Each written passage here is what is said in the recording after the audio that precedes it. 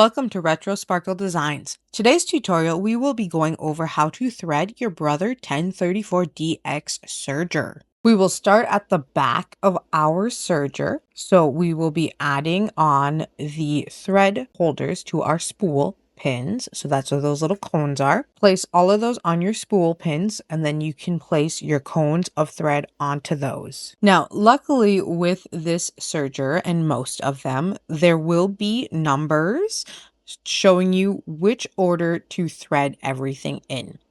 With the Brother 1034DX, you do want to start from the right side and go to the left side. So I will begin by threading this white thread through our number 1, which is that little hole on your thread tree. Feed your thread from the back side to the front side. And then we will feed the thread through the thread plate. And again, we will go from the back to the front. And then go ahead and repeat this with your other 3 cones of thread, and then we will move down.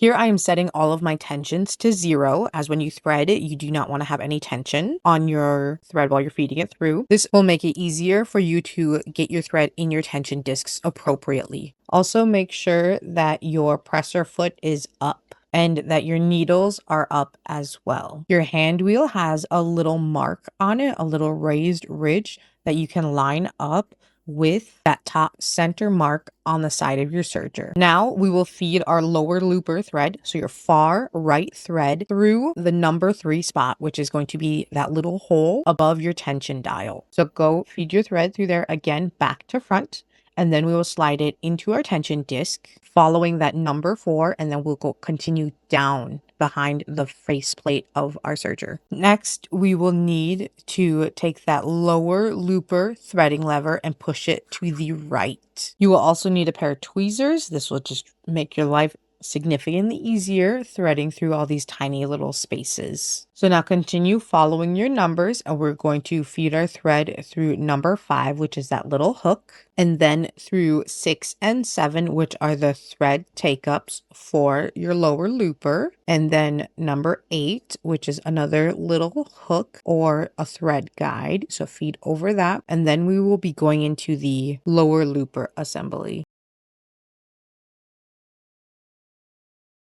So here we have our thread coming from our tensioning disc down into our thread guides on 5, 6, 7, and 8. And we will be putting that thread in the lower looper assembly.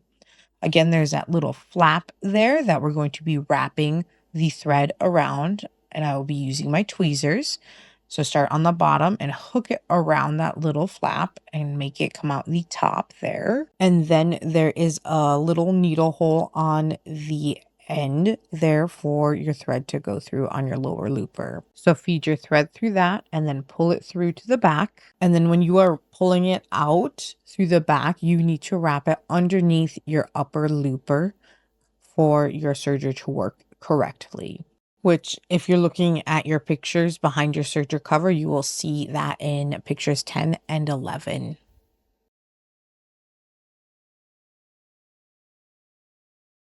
And then go ahead and turn your hand wheel, and that will bring your lower looper back into its correct position. Now we will swing back up to our upper looper, which will be the green line. Go ahead and feed your thread through the back of your hole above your tensioning disc, and then feed through your tensioning disc. Now we're back behind our front cover there, and we will be following our green lines again. So take your thread, and we're going to feed it through number 5, another thread guide there, a little separate hook, and then 6, which will be one of the same thread guides that we use on our lower looper, then into 7, and then 8 is our actual upper looper. So go ahead and feed your thread through the hole there. Again, I like to use my tweezers for this. Sometimes I can get it with my fingers, but it's always easier with the tweezers. And then go ahead and pull your thread just straight back on that one.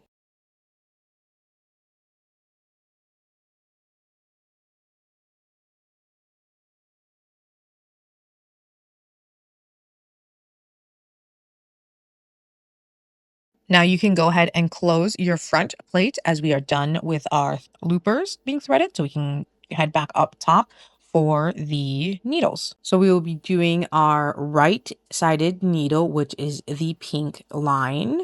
So again, take that, feed it through the back to front of that thread guide there for number 3. We can do the same with our left needle as well. And then feed them both through their tensioning discs. And then continue to follow your numbers. So 4, we're going to loop under our little metal piece there. And then we're going to go up and around for 5 and then down. And then you're going to loop behind the thread guide above your needles. And then go ahead and thread your needle. I always make sure to cut the tip off of my thread just to make sure I can actually get my thread through my needle. And then you're going to feed that again front to back on your needle and then underneath your presser foot and then pull it out to the back.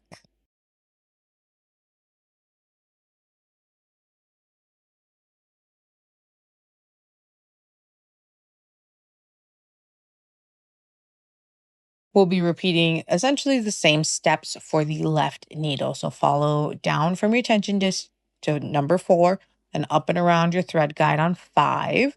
I make sure to go on the left side of that little metal piece there and then go down and back into my thread guide above my needles. Clip the tip of my thread and then feed it through my needle and pull out to the back and under my presser foot.